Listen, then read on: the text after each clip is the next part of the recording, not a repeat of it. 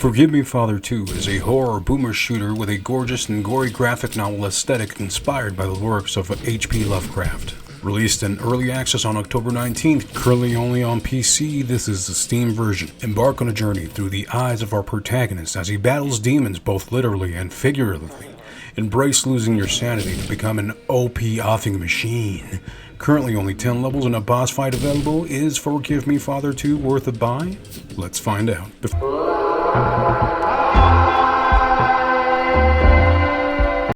Before I continue, I want to both thank the devs for giving me a key. I want to let you guys know that this won't be a light review, more of a first impressions, but still a review. Graphics, sound, and art style.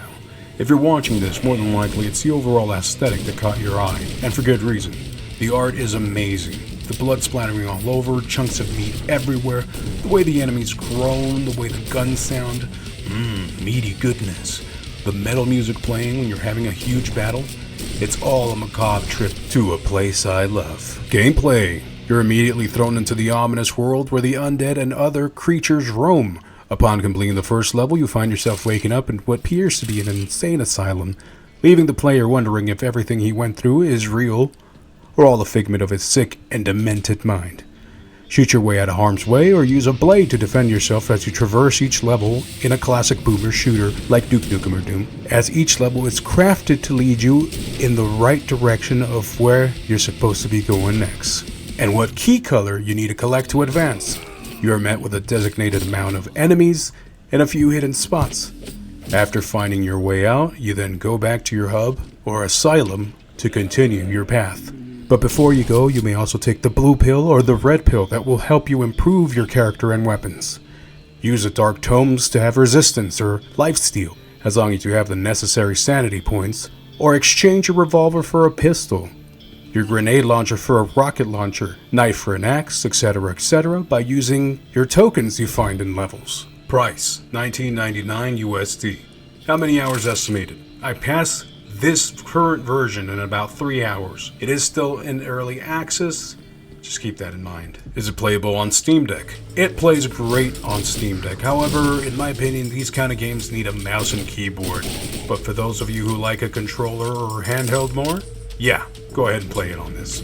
Final thoughts. Now, obviously the game is short at the moment. Honestly, I know that it's enough to turn a lot of people away, but the few hours I played it had me hooked. The French movement, loud music, and enemies that would sometimes jump scare me. There were a few levels like the trenches that I kept being paranoid about what was around the corner. I felt the strongest urge to finish it in one sitting, and when there's not really a story to tell other than receiving letters after each day you wake up, I just wanted to see more of the enemies. The gunplay was phenomenal as well. At first you only have a revolver and a knife, but as you progress you get more weapons like a shotgun, a rifle, grenade launcher, and some of those are upgradable. If I can give you a tip, buy the pistol and rocket launcher as soon as possible. The others aren't really useful. I love how when I get a headshot on them enemies, words come out like it's an Adam West Batman, like BAM! Headshot. I love how gory it is. All the little Easter eggs with Cthulhu, Edgar Allan Poe, among other gothic Lovecraftian themes. There's a lantern you need to keep pulling on so it doesn't run out of light, or so you won't be left in the dark. And it all combines itself into being just a beautiful experience.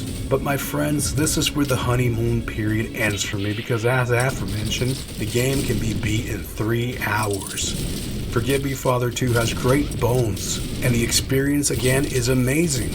A lot of love went into this one and you can really feel it. Normally I would have rated this game, do not buy, but like I said, it's on the basis of the shortness alone, but it is an early access and this is not a traditional review, so I'll leave you with this.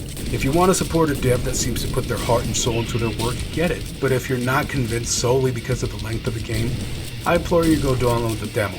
It contains the first 2 levels. Having this release in the 3rd week of October to me it's a stroke of genius, but I'm left wondering what it could have been on release if it had just a little bit more time in the oven. Update. I found a roadmap of what's to come. I'll post a picture on here. Feel free to pause it.